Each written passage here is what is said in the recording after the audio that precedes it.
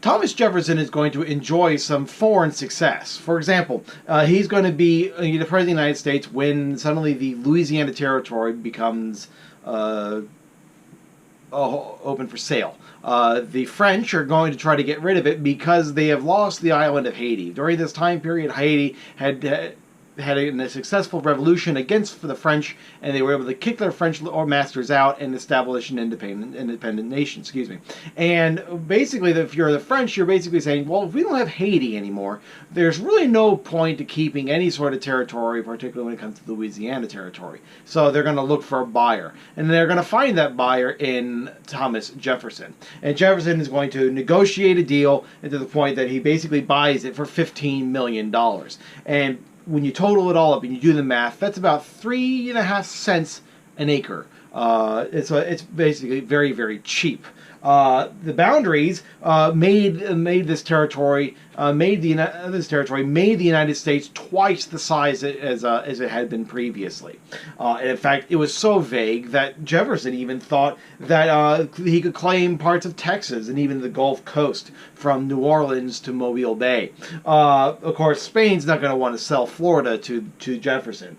But nonetheless, Jefferson was going to want to know what's out there. So he sends 2 explorers, Meriwether Lewis and William Clark. They're going to go out and they're going to explore the area, looking at the different plants, animals, and whatnot, and geographical features. Because one thing you have to understand about Jefferson, he is a Renaissance man. He's into everything. After he's president of the United States, there's a famous story that he's standing at a bar, and a guy has a conversation with them. And at the end of the conversation, he thought, well, this guy, I started talking about politics, I started talking about religion, and I thought he was a preacher. I talked about law, he could be a lawyer. If I could talk about science, I thought he was a scientist. And it's only after Jefferson leaves that the bartender basically tells the guy, hey, do you know who you just talked to? That was Thomas Jefferson.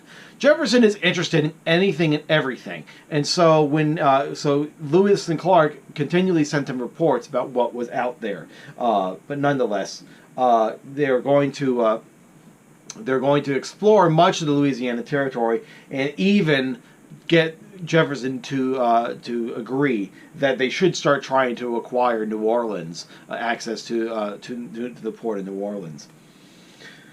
Another thing that he enjoys success with is the Barbary pirates. We Americans today usually think that the war on terror is something new, only been going on since around 2001. That's not necessarily the truth. In fact, we can see that the United States has been at war with terror for a very long time. It starts with Thomas Jefferson.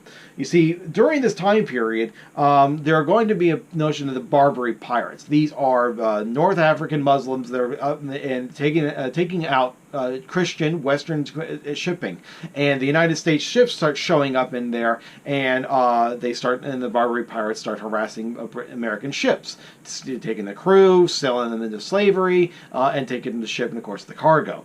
To get around this, European nations used to basically pay them off, give them tribute, and like, your tribute is current, therefore we're going to leave you alone. As soon as it runs out, you need to pay us back, or you're going to suffer the consequences. Well, Jefferson says, we're not doing this. What does he do? He sends in the Navy. He sends in the Navy and basically intimidates the Barbary pirates to the point that we actually, the United States does not spend a cent in tribute all the way until way until the 1830s, whereas with other European nations are spending tribute to the Barbary pirates rather than fighting them.